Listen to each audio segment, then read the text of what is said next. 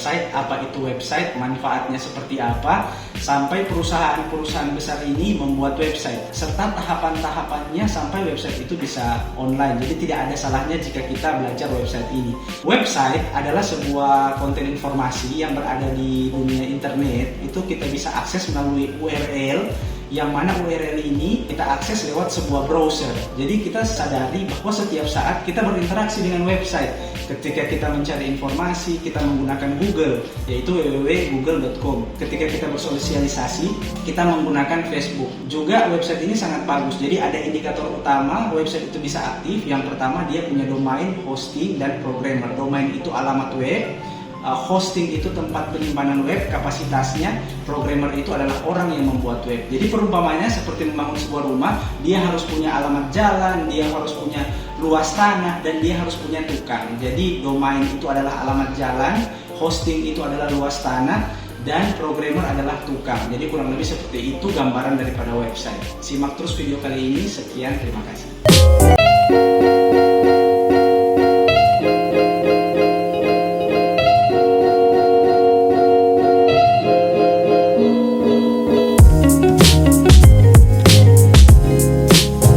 Saya akan menunjukkan bagaimana kita setiap waktu itu menggunakan website untuk mencari informasi dan keperluan lainnya. Website diakses melalui browser seperti Google Chrome di komputer atau laptop kita. Kemudian setelah kita masuk ke browser tersebut, biasanya kita akan langsung mengisi alamat URL atau nama domain atau nama websitenya. Saya akan memasukkan nama website Google, kemudian Google ini nanti akan memunculkan tampilan daripada website tersebut, yang fungsi daripada website ini adalah untuk mesin pencari. Jadi website itu memiliki banyak jenis. Karena saya menggunakan Google untuk mesin pencari, jadi saya langsung melakukan pencarian sesuai dengan kebutuhan. Jadi seperti inilah interaksi kita dengan website. Kemudian website juga itu hanya ada satu di dunia. Jadi misalnya kita telah memiliki nama website, akan pernah mungkin orang lain memiliki nama yang sama. Jadi biasanya saya mencari nama website yang masih tersedia di seluruh dunia yang bisa kita pakai di situs ini, dmn-srch.mobi, karena lebih ringan. Setelah itu kita bisa langsung mencari nama sebuah website apakah masih tersedia atau tidak. Jadi misalnya saya mengisi nama seperti ini ya, ini contoh. Kemudian kita langsung pilih mau pakai eksistensi apa, .com atau apa. Ini saya biasa menggunakan .com karena sudah umum. Kemudian kita langsung continue. Misalnya dia muncul seperti ini, itu berarti masih tersedia, masih bisa dipakai, masih bisa dipesan. Sedangkan jika dia muncul seperti ini, itu sudah tidak bisa dipakai. Jadi intinya website itu adalah sarana media informasi yang bisa diakses melalui laptop atau komputer melalui alamat URL. Jenis-jenisnya itu bermacam-macam.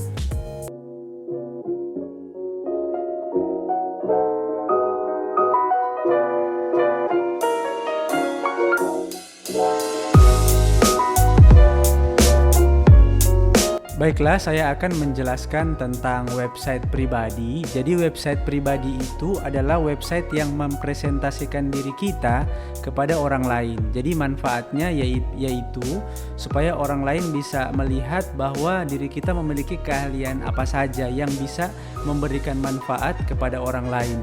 Saya akan menjelaskan sasaran website pribadi ini sebenarnya seperti apa sih, dan pada saat kondisi apa kita akan menggunakan website pribadi. Jadi website pribadi ini itu seperti kita lihat di sini, websitenya tentang diri seseorang dan keahliannya serta pengalaman-pengalamannya itu apa saja. Jadi dia sudah pengalaman di bidang apa, sudah berapa tahun pengalamannya, dia mempresentasikan usianya, kemudian nomor teleponnya, email dan lain sebagainya. Juga portofolio apa yang telah dia buat, hasil-hasil apa yang telah dia buat, dan bagaimana cara menghubungi seseorang tersebut atau menghubungi dia. Jadi website pribadi ini umumnya, condongnya salah satunya yaitu pada saat kita belum bekerja, tapi kita telah memiliki website pribadi. Dan pada saat kita masuk kerja dan di interview, atau sebelum kita masuk kerja masih pada proses interview, yang akan menginterview kita itu pasti akan bertanya tentang diri kita pribadi. Atau ketika kita ingin memberikan surat lamaran, itu biasa mereka akan bertanya kepada diri kita, apa keahlian kita.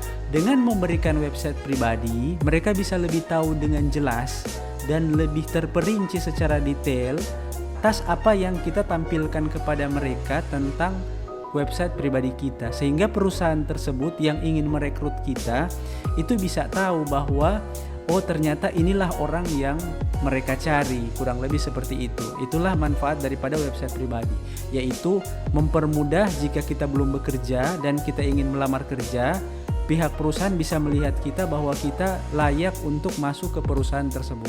Itu yang pertama. Dan website pribadi cenderung bukan hanya untuk ketika kita ingin melamar kerja, tapi misalnya ketika kita ingin mendapatkan proyek atau kontrak proyek yang berhubungan dengan bidang kita. Jadi sebelum perusahaan itu ingin bekerja sama atau kontrak proyek dengan kita, umumnya mereka ingin tahu dengan pasti portofolio atau pengalaman kita sudah sampai sejauh mana. Jadi pengalaman-pengalaman itulah yang nanti akan kita tampilkan di website pribadi. Jadi website pribadi ini memberikan dampak yang transparan, positif kepada pihak yang ingin melihat kita, bahwa kita keahliannya seperti apa, apakah cocok dengan kontrak kerjasama ke depan atau tidak. Jadi lebih kepada kontrak proyek juga bisa. Intinya website pribadi itu mempresentasikan diri kita, jadi bisa dari segala macam aspek untuk yang membuat website pribadi. Bisa untuk orang yang belum bekerja atau orang yang sudah bekerja. Jadi jika dia belum bekerja, dia membuat website pribadi agar tujuannya supaya mempermudah dia masuk kerja, karena perusahaan akan melihat manfaat, keahlian, serta pengalaman-pengalamannya melalui website pribadi. Sedangkan jika dia sudah bekerja, dia bisa saja meyakinkan perusahaan untuk mengambil proyek atau proyek yang lebih besar, ya, kontrak proyek yang lebih besar dengan website pribadi.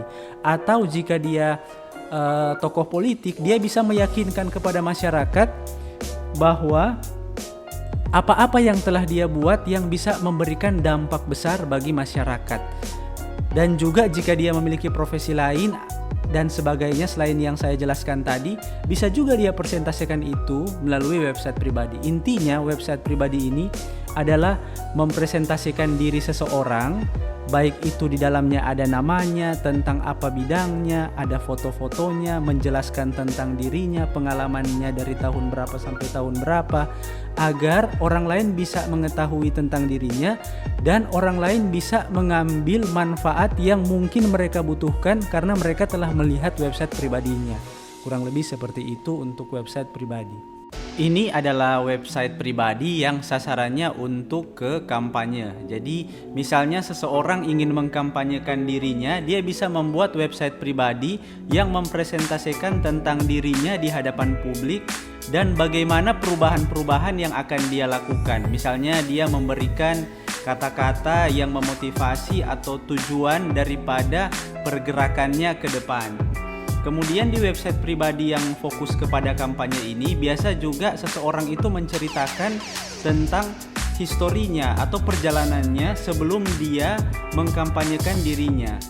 Kemudian di website pribadi juga umumnya untuk yang berfokus di bidang kampanye, apa-apa yang telah dia lakukan, kemudian latar belakangnya seperti apa.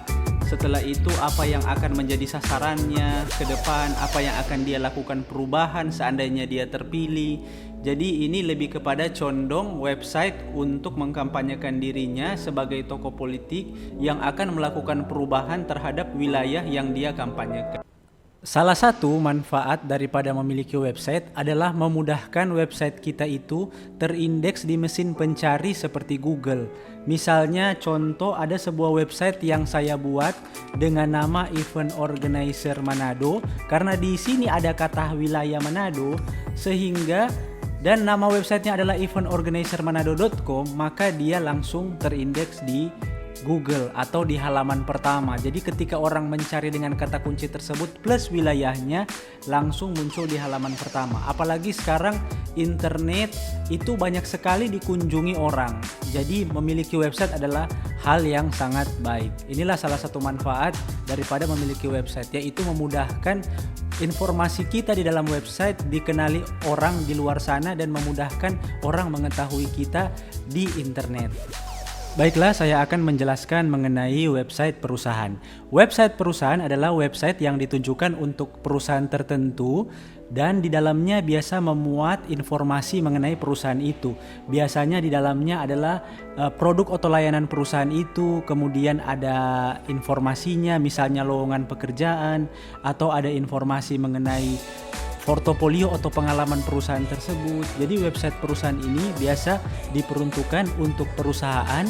Kemudian biasanya selain ada layanan atau servis di perusahaan tersebut atau informasi pengalaman di perusahaan tersebut, biasanya website perusahaan juga memiliki berita. Jadi mereka memiliki news-news, berita tentang perusahaan dan perkembangan perusahaan itu sudah seperti bagaimana.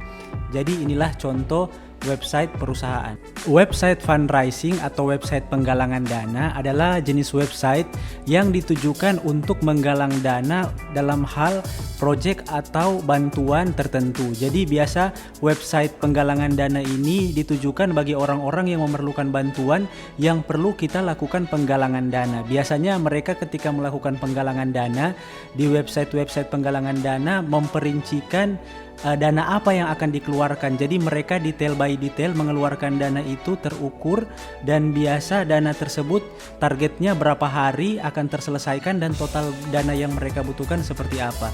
Jadi website penggalangan dana ini cocok bagi teman-teman yang ingin membuat website yang sifatnya untuk membantu dalam hal sosial atau kemanusiaan. Baiklah, ini adalah website restoran atau rumah makan ya. Jadi website ini cenderung berfokus kepada makanan. Manfaat daripada website ini, kita bisa menunjukkan kepada publik atau secara online makanan-makanan apa saja yang tersedia. Jadi kurang lebih ini manfaat dari website makanan.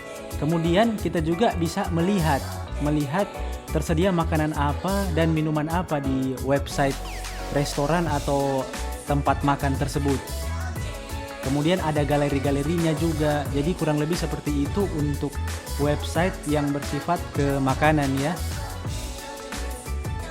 Ini adalah website store atau website toko yang menjual baju dan sepatu merek brand Nike. Jadi ini adalah brand-brandnya, maksudnya bajunya dan sepatu yang ada di brand Nike. Jadi misalnya teman-teman punya usaha akan sangat bagus memiliki website store agar usaha atau produk kita, baju, sepatu, celana bisa dipublikasikan secara online dan bisa juga dijual secara online. Mereka tinggal langsung memesan dan kita mengantarnya. Inilah salah satu manfaat daripada website store ya. Ini adalah website hotel. Jadi di website hotel menjelaskan mengenai ruangan-ruangan di hotel tersebut, punya ruangan seperti apa, juga punya kamar seperti apa, kemudian fasilitas-fasilitas di dalamnya. Dan biasanya di website hotel ini kita bisa langsung booking kamar untuk berapa orang. Jadi dengan memiliki website hotel itu kita bisa langsung dengan mudah melakukan pemesanan kamar check-in.